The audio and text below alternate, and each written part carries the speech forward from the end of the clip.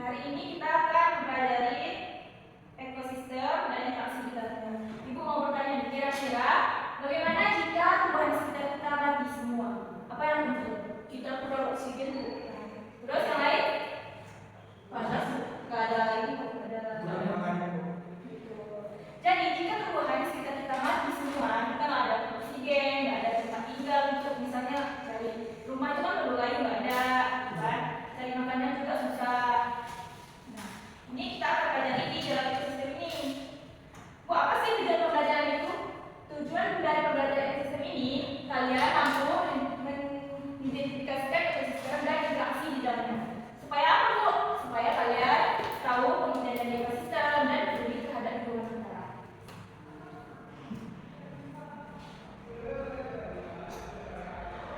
Apa yang bisa kalian lihat dari gambar di orang itu akan berakibat gimana?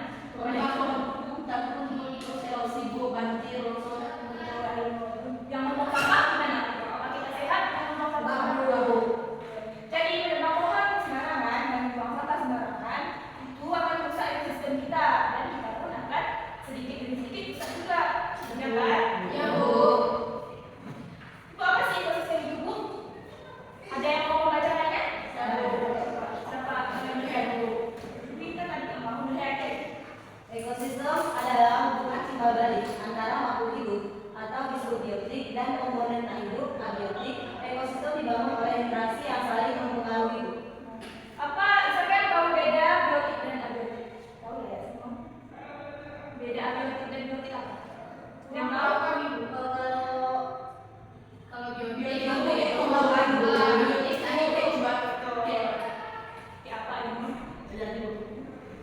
Contoh ekosistem itu ada banyak ya.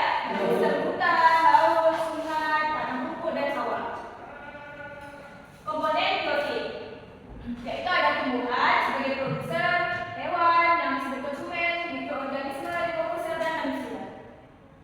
Ada komponen biotik, cahaya matahari, air, udara, tanah dan seluruh. Interaksi dalam ekosistem. Interaksi dalam ekosistem ini ada 3, yaitu interaksi antar makhluk hidup. Makhluk hidup saling berhubung untuk bertahan hidup, misalnya saling membantu, saling berinteraksi, saling memaksa, hubungan menumpang, hubungan berpindah satu tempat. Paham? Paham gimana maksudnya? Ulang lagi, Bu.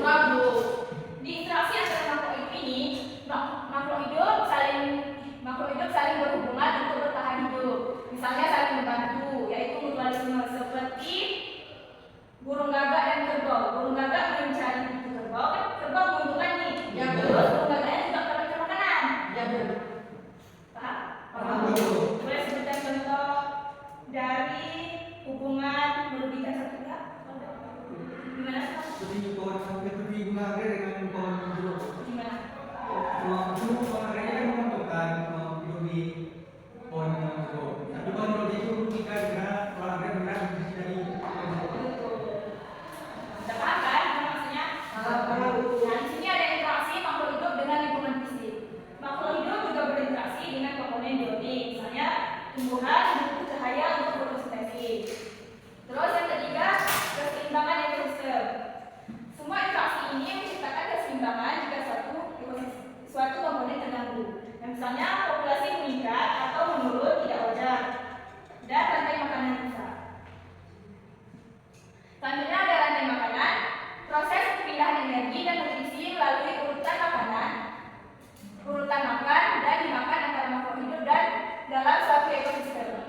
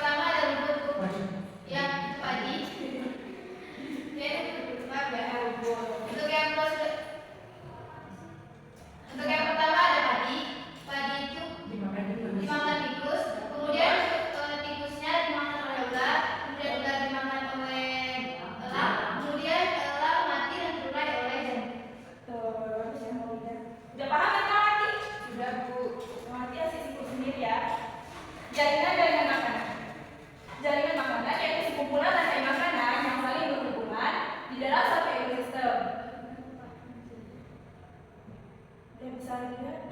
Gimana? Rumit kan? Apa bedanya sama lantai makanan tadi? Lantai makanan yang udah dipahami, Bu. Jadi, jaringan makanan yaitu ini tumbuhan dimakan oleh tikus, kelinci juga, dan kambing. Sedangkan kelinci dimakan oleh burung hantu, kucing hutan. Tikus dimakan burung hantu dan kucing hutan. Sedangkan kelinci dimakan oleh kucing hutan dan serigala. Kambing dimakan oleh serigala. Biasanya bisa dijelaskan siapa yang mati? Serigala dimakan sama singa, Bu. Terus Kucing hutan dimakan sama singa, terus burung hantu dimakan sama ular, dan ikannya nanti dimakan sama kucing hutan, Bu, sama elang. lah dimakan oleh Sama serigala. sama singa, Bu. Udah paham kan? Dan Bu, tingkat trofi. Ada tingkat trofi 1 yaitu produsen pembuat makanan. Yang kedua trofi kedua konsumen primer yaitu pemakan tumbuhan. Trofi ketiga konsumen sekunder yaitu pemakan hewan dan pemakan tumbuhan. Trofi keempat konsumen puncak, pemangsa tertinggi. Sudah paham maksudnya gimana? Bu, kayak ada yang makan tadi. Betul. Nah, semakin ke atas energi makin sedikit dan makhluk hidupnya makin sedikit juga. Ini energinya nggak nyampe ya, sedikitnya hilang. Ini contohnya nih, tropik 1 itu kan banyak, makin ke atas makin sedikit ya kan? Iya, Bu. Suksesi ekologi, yaitu proses perubahan ekosistem secara bertahap menuju kondisi yang lebih baik. Yaitu suksesi ini dibagi menjadi 2, suksesi primer kita tidur, ngantuk, kurang tidur sekarang. Bukan yang itu. Boleh disebutkan apa tadi suksesi kita? Suksesi ekologi proses perubahan ekosistem secara bertahap menuju kondisi yang lebih baik. Betul, dan tidur lagi ya kita. Ya. Ainur, Ya, Bu. Bu, bang nggak? Apa sih? masih ke Kemana? halaman. Jalan malam menit ya. Suksesi ini dibagi menjadi 2, yaitu suksesi primer dari area tanpa kehidupan menjadi area yang berkehidupan. Sedangkan suksesi sekunder dari area yang rusak menjadi area yang lebih bagus lagi. Nah ini contohnya. Di suksesi primer tidak ada aktivitas, tidak ditempati istilahnya. Terus berkembang dari pertumbuhannya dan komunitas klimaks. Itu semakin lama dia semakin bagus. Paham maksudnya? Rambut karena tadi gimana? Gimana Polina? Gimana maksudnya? Tadi paham katanya. Berarti dia kalau sama hutannya bukan kalau dia nggak ditebang atau dijadikan lahan perkebunan, dia semakin bagus, Bu. Terus semakin sekarang. Jadi tidak ada komunitas. Ini istilahnya tidak ada bisa kalian bangun rumahku dari misalnya di hutan nggak ada manusia. Terus makin lama kalian membangun dikit-dikit terus kan semakin lama dan rumahnya jadi. Itu maksudnya. Jadi hutan gundul, ditumbuhin rumput-rumputan dan lama-kelamaan pohonnya membesar. Paham? Paham, Bu. Betul, Isa? Jangan menghayal mereka. Suksesi sekunder. Kenapa ya? Itu ada komunitas lama dan kerusakan. Yang ke ininya itu tingginya komunitas klimaks. Itu paham maksudnya? Enggak, Bu. Jadi misalnya hutan nih yang udah lama terus rusak tiba-tiba atau kebakaran hutan gitu kan.